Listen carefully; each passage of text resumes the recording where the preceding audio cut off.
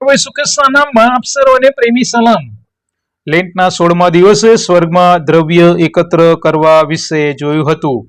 આજે 17મા દિવસે માતી 6:25-34 લખ્યા પ્રમાણે પ્રભુ ઈસુ ચિંતા ન કરવા વિશે જણાવે છે.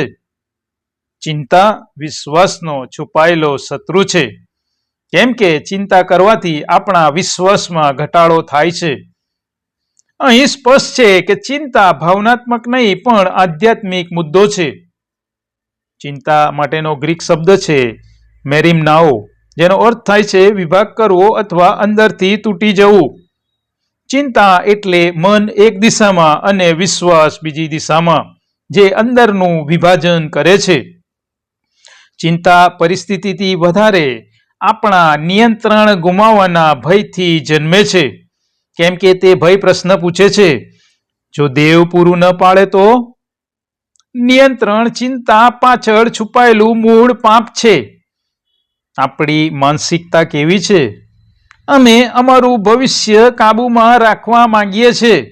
અમે પોતે સુરક્ષિત રહેવા માંગીએ છીએ.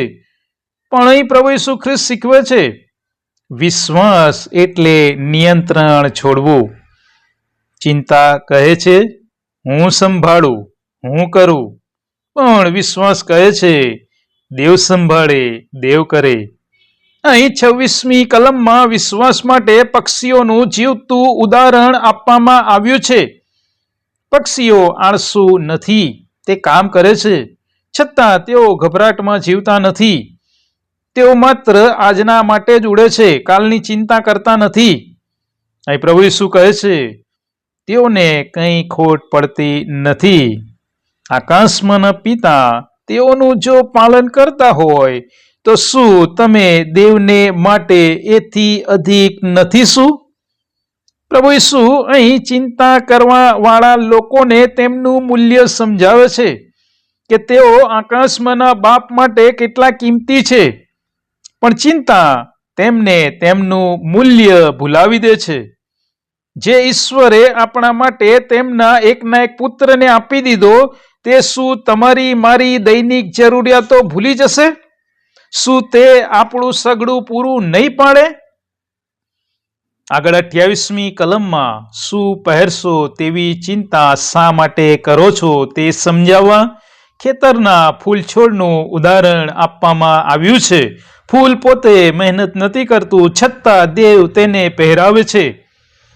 આ દર્શાવે છે ઈશ્વર માત્ર જીવતા નથી રાખતા, પણ શોભા પણ આપે છે. પહેલા શરીરનું પાલન અને હવે શરીરની શોભા, એ ઈશ્વરની કૃપા થકી આપણને મળેલી ભેટ છે. ચિંતા ભવિષ્યને ચોરી લે છે.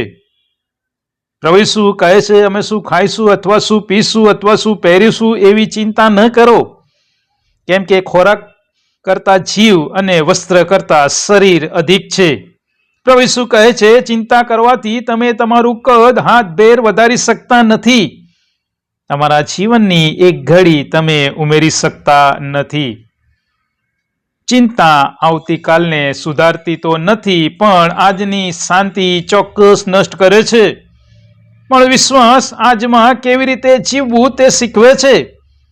આગળ 33મી કલમમાં પ્રભુ ઈસુ કહે છે, પણ તમે પહેલા તેના રાજ્યને શોધો. આ સંદેશામાં બધી વાતોમાં આ વાત મુખ્ય છે, કેન્દ્ર સ્થાને છે. અહીં શોધો મતલબ એક વખત શોધવાની વાત નથી, સતત શોધતા રહો. આ માત્ર એક વખતનો નિર્ણય નથી, પણ આ દૈનિક પસંદગી છે. જ્યારે દેવ પ્રથમ હોય છે, ત્યારે પૈસા, કાર્ય, રોજગાર, સંબંધ બધું જ યોગ્ય સ્થાન પર હોય છે. પણ જ્યારે દેવ પ્રથમ સ્થાન પર નથી હોતા, ત્યારે ચિંતા શાસન કરે છે. ચિંતા કહે છે, હું કોણ છું જો મારી પાસે સુરક્ષા નથી? હું કોણ છું જો હું નિષ્ફળ થઈ જાઉં? પણ સુસમાચાર કહે છે, તમે પોતે તમારી નોકરી નથી, તમે પોતે તમારી આવક નથી, તમે દેવના સંતાન છો. ચિંતા આપણી ઓળખ હલાવી નાખે છે, પણ ઓળખ વિશ્વાસમાં સ્થિર થાય છે. આગળ 34મી કલમમાં પ્રભુ ઈસુ કહે છે, દિવસને માટે દિવસનું દુઃખ બસ છે, નિર્ગમન 16મા અધ્યાયની અંદર આપણે જોઈએ છે કે ઈશ્વર ઇસ્રાયેલી પ્રજાને માટે રોજે રોજ માનના વરસાવતા હતા. તે પણ એક દિવસ પૂરતું જ, બીજા દિવસે ફરીથી, અને કહેતા હતા કે દિવસ પૂરતું તમે દિવસના તમારા જરૂરિયાત પ્રમાણે તમે રાખો, પણ સંગ્રહ કરશો નહીં. જો સંગ્રહ કરશો તો તે સડી જશે. તે જ રીતે ઈશ્વરની કૃપા આપણા પર રોજે રોજ નવી થાય છે.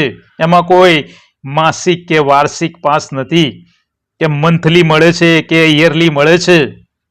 ઈશ્વર ઈચ્છે છે કે આપણે તેમને રોજે રોજ શોધીએ.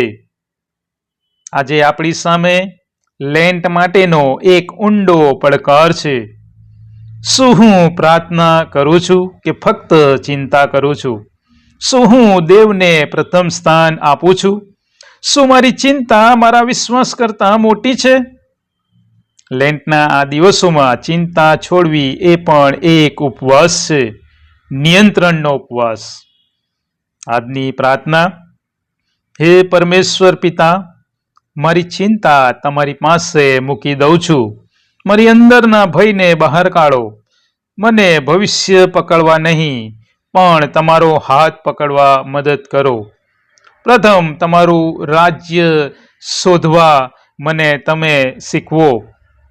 મારા હૃદયમાં તમારી શાંતિ જ હંમેશને માટે રાજ કરો.